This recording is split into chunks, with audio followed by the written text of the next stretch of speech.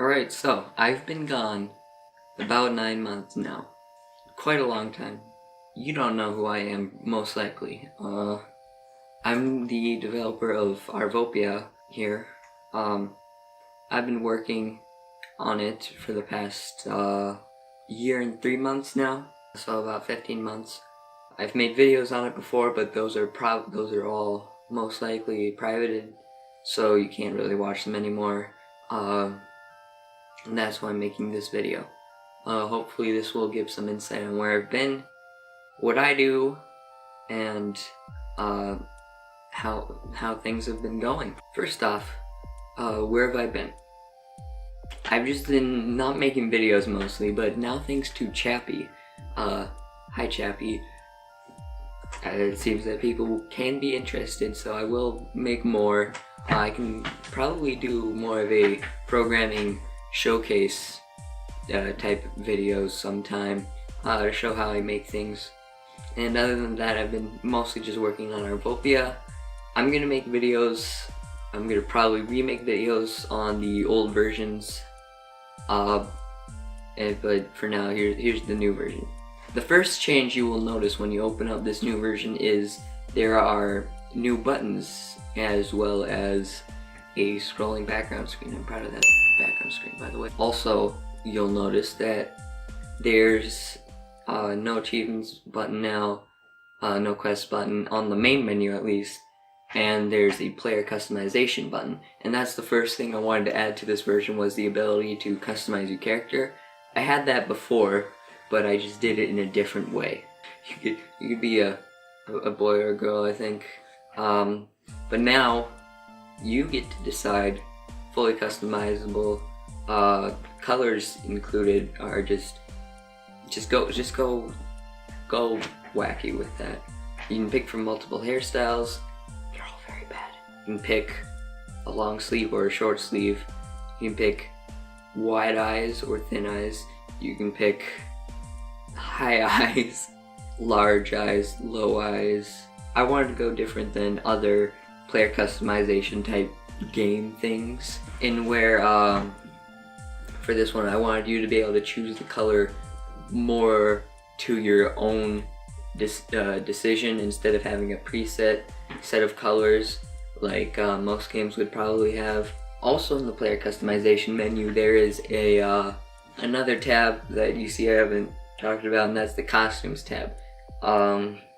Costumes are 100 in-game points, I think. 500 in-game points. I don't remember. And anyways, what you can do with those is you can buy the costumes, you can click them to use that instead of having your own customization, and just wear that all around. And that can be useful for some other very bizarre creature that you can't really make with the given options, which yeah, they're not too many, and all the options aren't very good, but I'm gonna be working on that more. There are 3 costumes so far. You've got the Gnome, the King, and Felix. There's also this randomize button, and the randomize took me a while to get decent. It's not the best, but it just picks random colors for your shirt and pants and shoes and stuff. Picks a random selection for all those, and then it picks a random skin color, which was hard to get working decently, and it's still not the greatest. But I think that's about all in the player customization menu. Let's go on to the world loader menu. In the world loader menu, there are a few changes, mostly. You've got 2 buttons on the top, generate world and customize world, and then below that you've got story packs, worlds, and then saves. The story packs are really cool, but I will get into those later. I'm saving a lot of things later. The worlds, they work just the same as usual. I save the worlds a little bit differently so that I can make this level customization thing. And then the saves, they work about as much as you expect saves to work. I don't think they're broken. I don't think they're as broken as they were last time. Now the generation world, it's not much. It's you have a set of options for all the creatures, all the insects and stuff like that, and then caves. You got a width and height option. That just generates a noise terrain using Perlin noise or simplex noise, one of the two. And it just works like that. Makes yourself a nice world with some caves and stuff. But the level customization state, that I'm really proud of. I didn't know if I wanted to add that this update, but I'm glad I did. It took up a lot of the development actually. Remember the old level customization thing? The old level maker was very basic. It wasn't very spicy. It was just bland and stuff. But now you've got it's a lot wider. It's a lot bigger. You got settings and tiles and world data, then entities. For the settings, it's just the name of the world, your width and height selection. You got the option to show grid, and then a foreground background option. The tiles, they work just about as much as you expect tiles to work. You got a set of tiles. You can click a tile and then put it in the world area, which is just a big square the size of your world. World data tab is similar to the data stuff in the world generation state. Mostly the fact that there's a lot more. It's more specified. You got all the different animals, and then you have a temperature slider. So if you have the selection of entities you can choose from, most of them are very recognizable. There's a few new ones that I've added to the game recently, like the bear, the fairy, the wolf, and then skunk and bat. All the other ones are ones you've seen before, entities you've seen before, the trees, the houses, the villager. But there's also a red square in there. So you put it down somewhere, you get the options to select its width and height, then you get to type in a name of an entity you wish for it to spawn. It is an area adder, and what it does basically is it creates a group of entities that can spawn in a certain area.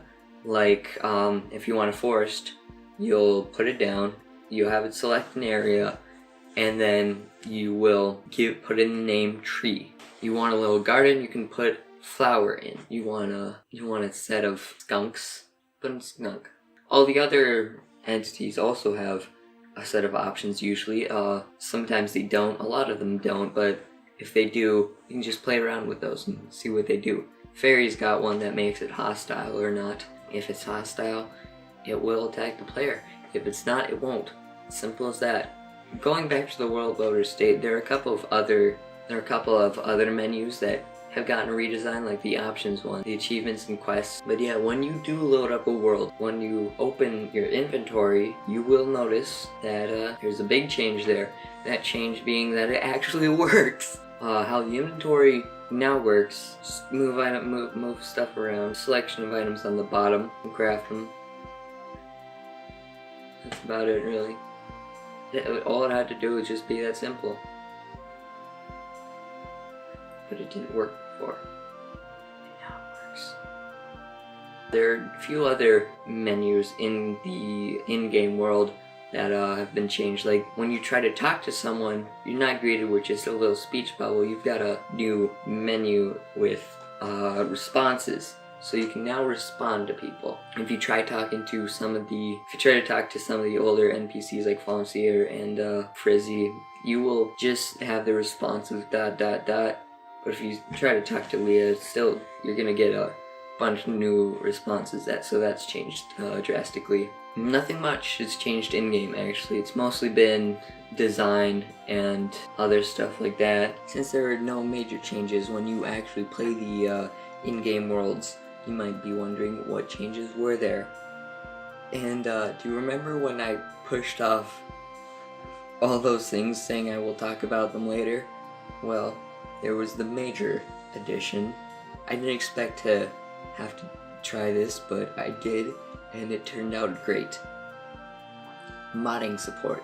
You can now mod the game, add whatever you want, and just have all your changes completely customizable. One of the main reasons this is called the customization update. Not just the player, not just the worlds, but the game itself. You can change anything you want, adding new tiles, new items, new entities, just everything. Anything. Try it. Don't try it yet. There's no library, or I haven't at least released the library. I will make a kind of a template type of thing for a mod. It'll have custom GUI, a custom entity, a custom NPC. There's something I made called an initiator, and that will basically have a set of functions that run when you start the game up. So I will probably release that sometime. But for now, I'm working on a big modification for the game, and that will come in the form of a story pack. The story packs that I pushed off are the world, but they have a set of modifications that load with the world. So these will mostly be used to create storylines. At least that's what I'm personally going to use them for. I will probably release a newer version of 0.7 before I release the 0.7 story pack, because apparently a couple things aren't working. I probably should have managed that before I released it. So there'll be a 0.7.1, I guess. I don't know what I'm gonna call it. That will be released with the first story pack. Other minor changes to 0.7, the sound system is working. Previously, it was very bad.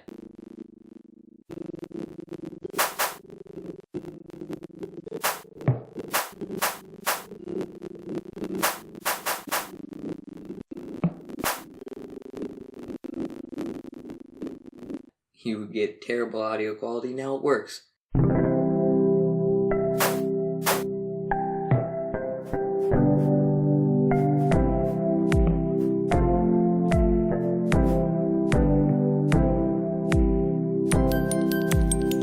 But other than that, see you out for now.